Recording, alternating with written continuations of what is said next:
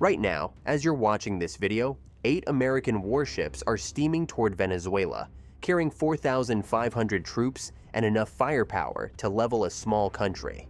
The Caribbean hasn't seen this kind of US military buildup in decades. But here's what makes this different from every other Latin American intervention you've seen before. Let me set the stage for you. In July 2025, the US Treasury designated something called the Cartel de los Soles, the Cartel of the Suns, as a global terrorist organization. Sounds like just another drug cartel, right? The US claims this cartel is led by none other than Nicolás Maduro, Venezuela's president. Think about that for a second. America isn't just going after some shadowy drug lord hiding in the jungle. They're essentially calling the head of state of an entire country a terrorist drug kingpin. The bounty on Maduro's head? $50 million. That's more than most countries' entire defense budgets. But Venezuela isn't just sitting there taking it.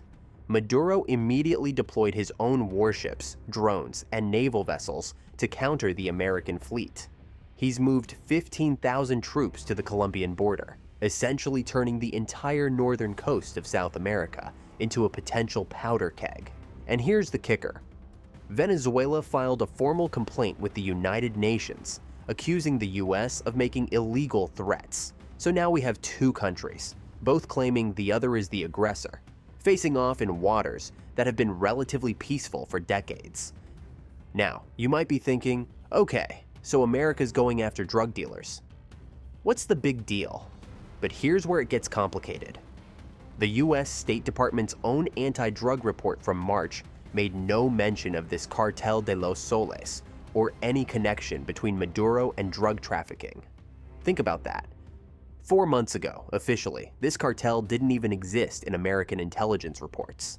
But then, Trump took office and suddenly, Venezuela became enemy number 1. Therefore, critics are asking, is this really about drugs, or is this about regime change? Remember, the US refused to recognize Maduro's 2024 election victory, joining dozens of other countries who called the results fraudulent. But Venezuela has its own perspective. From Caracas's view, they're watching the most powerful military in the world park on their doorstep, claiming it's about fighting crime. Imagine if China sent warships to the Gulf of Mexico, claiming they were fighting American organized crime. How would we react?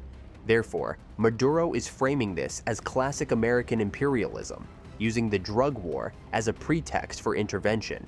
And honestly, Latin American history gives him plenty of examples to point to.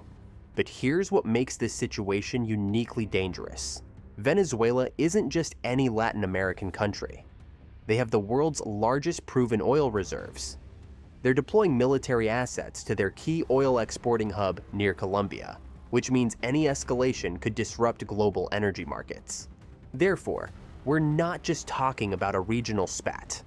We're talking about a confrontation that could spike oil prices, destabilize an already fragile region, and potentially drag in other powers. But wait, there's more complexity here. The US claims this Cartel de los Soles supports other criminal organizations like Tren de Aragua and even connects to the Sinaloa cartel. If true, we're looking at a genuinely international criminal network with state-level protection. Therefore, from Washington's perspective, they're not just going after Venezuela. They're dismantling a transnational crime syndicate that happens to be protected by a hostile government. But Venezuela sees it differently. They're watching American destroyers, a nuclear submarine, and an amphibious assault ship, including 2,200 Marines, position themselves in their backyard. That's not anti-drug enforcement. That's invasion-level firepower. And this is where we reach the most dangerous moment. These warships could reach Venezuelan waters by this weekend. We're talking about the most significant US military deployment to the Caribbean in decades, facing off against a Venezuelan military that's already mobilized and on high alert. Here's what keeps me up at night. Both sides are now committed. Trump has made this a signature policy.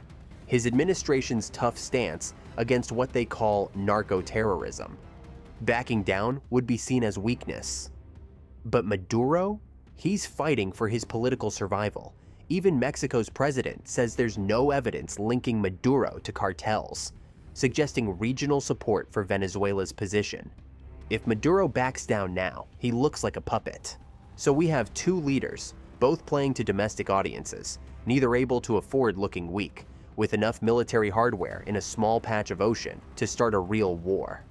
One miscalculation, one trigger-happy commander, one misinterpreted radar signal. That's all it would take. But here's what I think is really happening, and this is going to surprise you. This isn't actually about Venezuela at all. This is about China and Russia. Think about it. Venezuela has become a key ally for both Beijing and Moscow in America's backyard. Russian military advisors, Chinese investment, Iranian oil deals. Venezuela has become the hemispheric headquarters for every country America considers a rival. So when Trump sends warships to Venezuelan waters, he's not just sending a message to Maduro, he's sending a message to Xi Jinping and Putin. The Caribbean is still our lake. The drug cartel angle? It's convenient cover for what's essentially a great power competition playing out in our hemisphere. America is reasserting the Monroe Doctrine for the 21st century, using the war on drugs as justification. Here's the angle everyone else is missing. This crisis reveals the complete breakdown of the old rules of international relations. We're watching two countries that technically maintain diplomatic relations, preparing for potential military conflict. Not over territory, not over resources, but over competing narratives about legitimacy and sovereignty. Remember those 8 warships I mentioned at the beginning? By the time you finish watching this video, they'll be hours closer to Venezuelan waters. The Caribbean hasn't seen this kind of military tension in decades, and we're all just watching it unfold in real time. The question isn't whether America can defeat Venezuela militarily. Of course they can. The question is what comes after, because once you've labeled a sitting president a terrorist and parked warships off his coast, there's no easy way back to normal relations. So here's what I want to know from you. Do you think this is really about fighting drug cartels, or is it about something bigger? Are we watching the opening moves of a new kind of Cold War, played out in the Caribbean? Drop your thoughts in the comments. I read every single one, and honestly, some of you have insights that completely change how I see these situations. The truth is, this standoff is more than just a headline.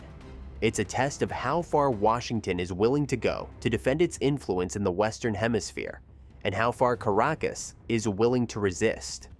History teaches us that moments like these often spiral in ways no one expects. What begins as a show of force can end up reshaping alliances, economies, and even entire regions. For the Caribbean, the stakes couldn't be higher. This isn't just about who controls the seas today, but about what kind of order will dominate tomorrow's world.